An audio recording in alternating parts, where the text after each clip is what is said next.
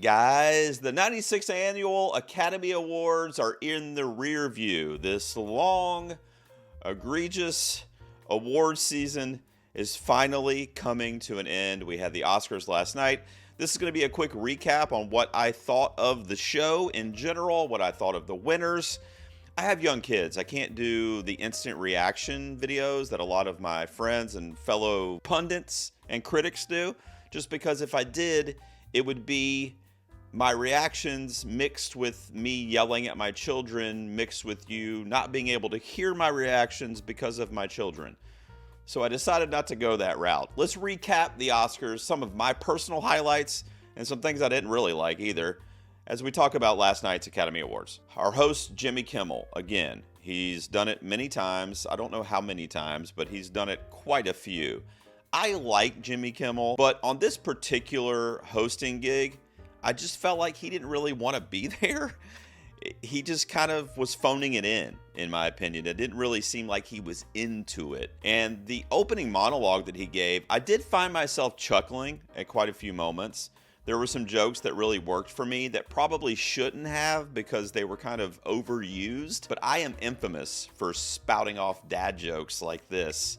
So a lot of the humor kind of hit with me personally. There was a couple jokes that Kimmel had throughout the night that I felt like, I don't know if inappropriate is the right word, but Robert Downey Jr., who ended up winning for supporting actor for Oppenheimer, which was pretty much a shoo-in, 99% of the world thought that he was going to win that award, and he should have for his portrayal of Lewis Strauss. But Kimmel had a joke, and the camera would cut to Downey, and he had a joke about this is the highest that he's ever been in terms of like his celebrity for the Academy Award.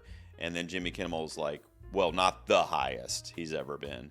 And then RDJ made a reference like this, like the joke was on the nose. And Kimmel mentioned, are you referencing your drug problem or something to that effect?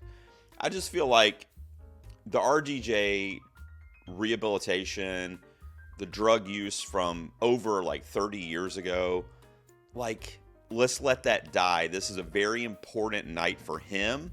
He's finally winning an Academy Award after being in the business for like 35, 40 years. It's his first one.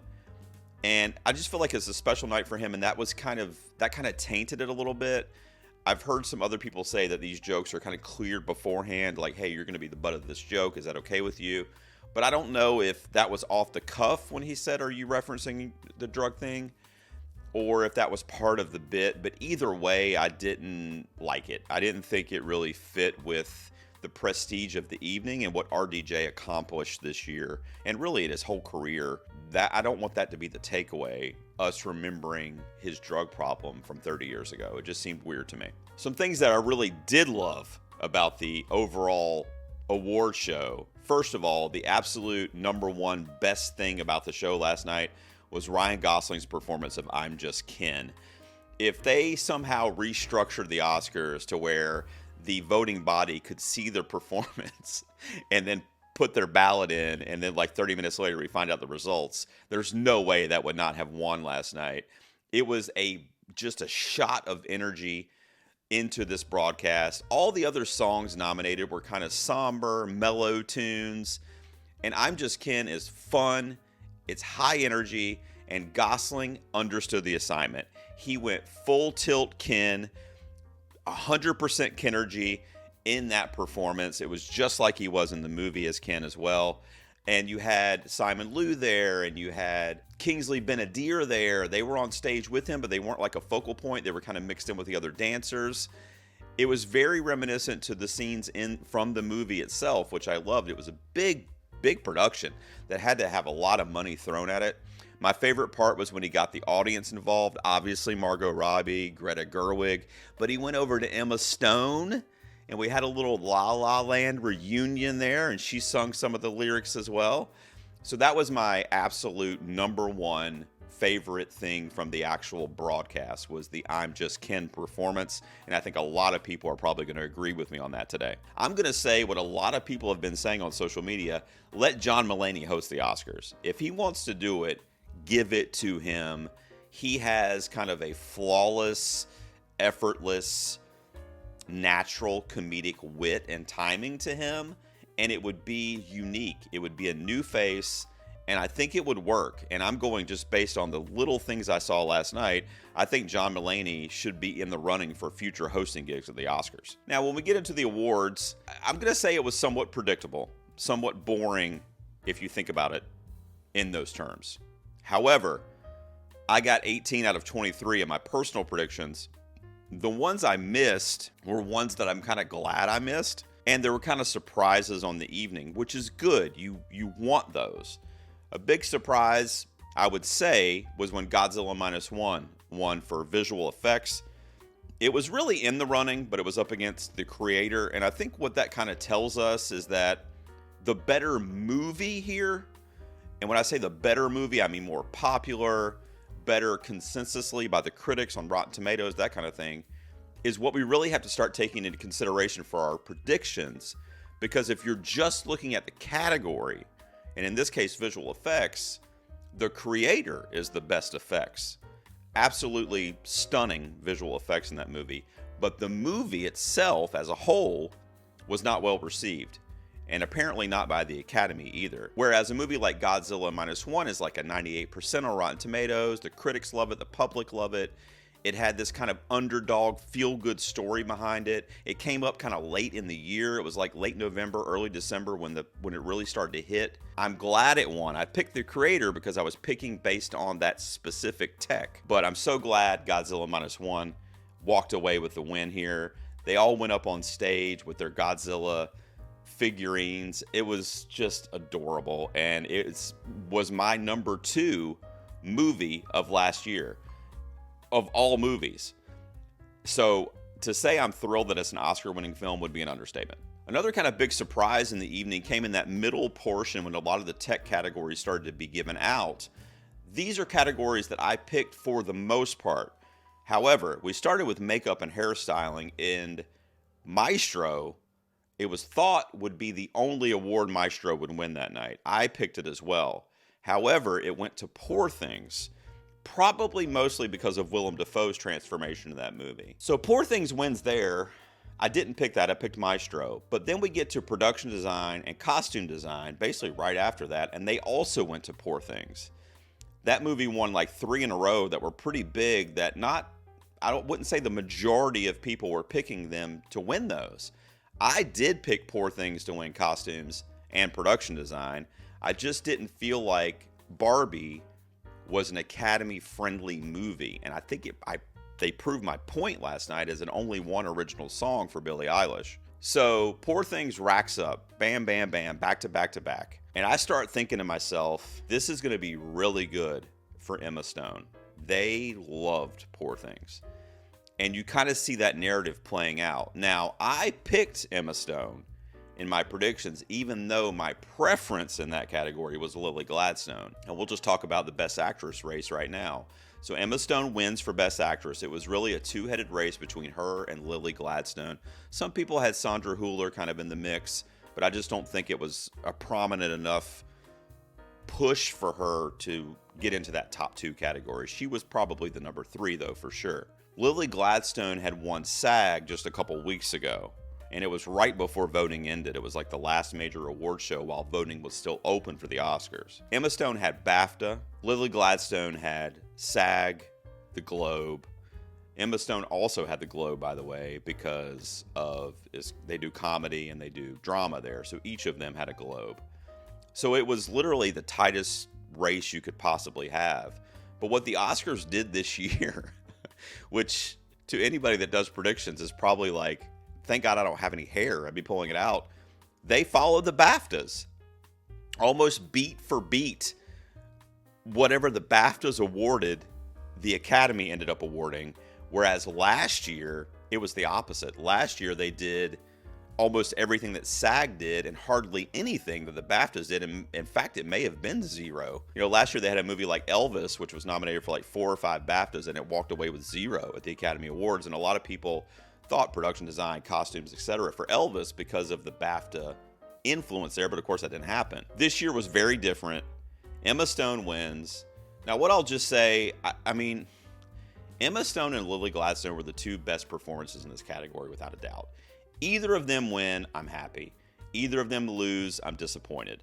So there's no way, you can't give two awards out. You can't have a tie. Had Lily been in the supporting actress race, you would have had perhaps a landslide for Emma Stone in lead, but you would have had a very interesting supporting actress race, because Da'Vine Joy Randolph, for the holdovers who ended up winning, would have been arguably up against Lily Gladstone as the top two in that category, because there wasn't a ton of competition for Randolph in supporting actress, in my opinion. But nonetheless, I love both of them. Emma Stone, kind of in a shocking win here, because Gladstone had that momentum before the night. As soon as the awards started rolling and we started seeing all this stuff coming to Poor Things, we knew, okay, the Academy loved Poor Things. And guess what Killers of the Flower Moon walked away with? 0. 10 nominations for Scorsese's Killers of the Flower Moon. It got 0 wins. Same thing happened to The Irishman a few years ago. 0 wins on 10 nominations. And going back like the last 12 years, Scorsese at the Oscars since Hugo has gone 0 for like 26 nominations in the last 12 years for films that he's directed. No Academy Awards. The last one to win was in 2012 for him. And then, of course, the big story of the night and really of the year is Oppenheimer. It, along with Barbie, was the zeitgeisty pop culture phenom of 2023. And no shock, it was the big winner on the night. It won 7 out of the 11 Academy Awards that it was nominated for. The big surprise that it did not win from a technical achievement standpoint is sound, which is the other kind of plot twist of the night, because that went to Jonathan Glazer's The Zone of Interest, which I thought was the number 2, but I thought it was for sure fire, no pun intended, going to go with Oppenheimer for the bombastic, loud, just literally earth-shattering sound that we get in that movie, because usually the Academy goes with the more obvious, if you will, when it comes to sound, especially since they split it up where it used to be 2 different categories and now it's 1. But The Zone of Interest, as I've said in previous videos, was a very unique sound. It was a very quiet, haunting kind of sound design. It wasn't the kind of sound design that you get in a movie like Oppenheimer, where it's meant to be very loud, is the best way I can put it. And without the way the design of that sound on that film is, the impact would not have hit as hard as it did with a movie like The Zone of Interest, because it is a very implied film and the sound has a lot to do with your taking in of that material. So that was another pretty cool surprise on the night. And I think that win, along with the next one I'm about to talk about, are really starting to show us the kind of turning of the tide with the Academy too. The last thing I really want to talk about when it comes to the awards is Best Animated Film, which I chose Spider-Man Across the Spider-Verse. Even though that wasn't my personal pick, I thought it was a pretty obvious wave going for that film. And they obviously love the first one. Lord Miller, they typically rain down accolades. But it went to The Boy and the Heron. Miyazaki. It's been said maybe his last film. We don't know for sure, because now there's talk that he's working on another one. I don't know if the narrative played into it before voting ended. But Miyazaki, one of the GOATs of all time in animation, who also won the Oscar a long time ago for a film called Spirited Away, wins again here for The Boy and the Heron, and I would say, was an upset over Spider-Man. I really would say that was our first kind of like, oh wow, okay. So you have The Boy and the Heron, international win, a hand-drawn animated film that's fucking weird, by the way. It is an abstract, insane piece of filmmaking. I didn't think it was going to be palatable for most of the Academy, especially the older members, but apparently I was wrong. But it's a very strange movie, especially when you get past that like halfway point in this film, and it's Miyazaki just flexing his animation goatness. So you have that win, and then we just talked about sound with Zone of Interest, and you have that win. Those 2 wins, I think, speak volumes to the future of the Academy Awards.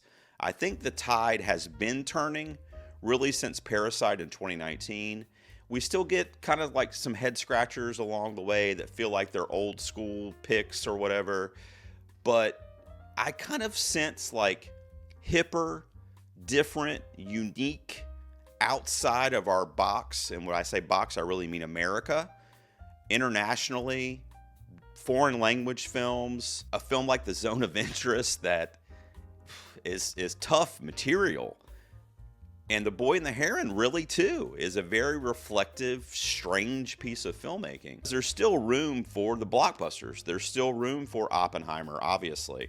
Barbie. Next year, most likely Dune Part 2, which is going to end up being a huge blockbuster, will be in the conversation. But what indie films are going to be there too? What international films? What films that are not in the English language? It's going to be interesting. And I think we're also getting close to the point when another animated film will be nominated for Best Picture. I really do. I don't think I'm ready to say it's the next Spider-Man installment because of what happened this year. I would have said that before this award show, that the next animated film, I actually thought Across the Spider-Verse was going to get a picture nom when I did my kind of earlier predictions back in December. I think it was a good show. I think it was fair. It took a fairly predictable kind of outcome, but made it somewhat interesting. I think Kimmel did fine. He was an MC for the most part. There was a couple jokes I just didn't like. I mentioned in his opening, and I thought the opening was too long. I also want to mention that they did this thing that they've done before. It's been like 8 or 10 years since they did it last time, but they had previous winners in all of the acting categories come out, 5 of them for each category, and each one of those folks talked about a nominee in this year's categories. I love that format. However, if you're giving me an option between that format or clips, I'm going to choose clips every time. I'm a clips guy. I do my own award show and I make my own clips. It takes me forever to come up with them and get permission to do it and all that stuff, but I do it every single time, because not everybody that's tuning into the Oscars has seen these performances. And even if you could show them a little 10-second clip that would show the power of the acting involved, it would go a long way. I really miss the acting clips. They did some cool things with the VFX clips where they showed how they were kind of enhanced digitally or whatever. They did the same thing with costume design and showing how the costumes kind of came into play behind the scenes.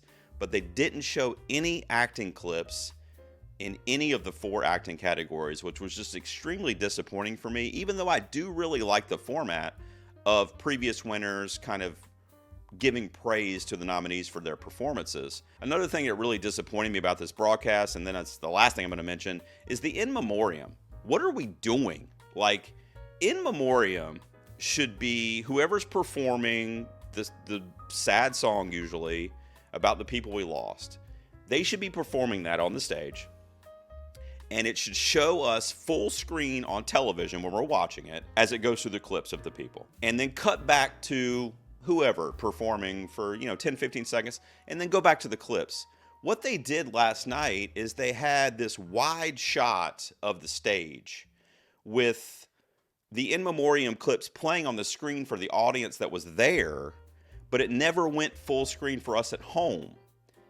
And so we saw a wide shot of the theater the whole time on the TV broadcast.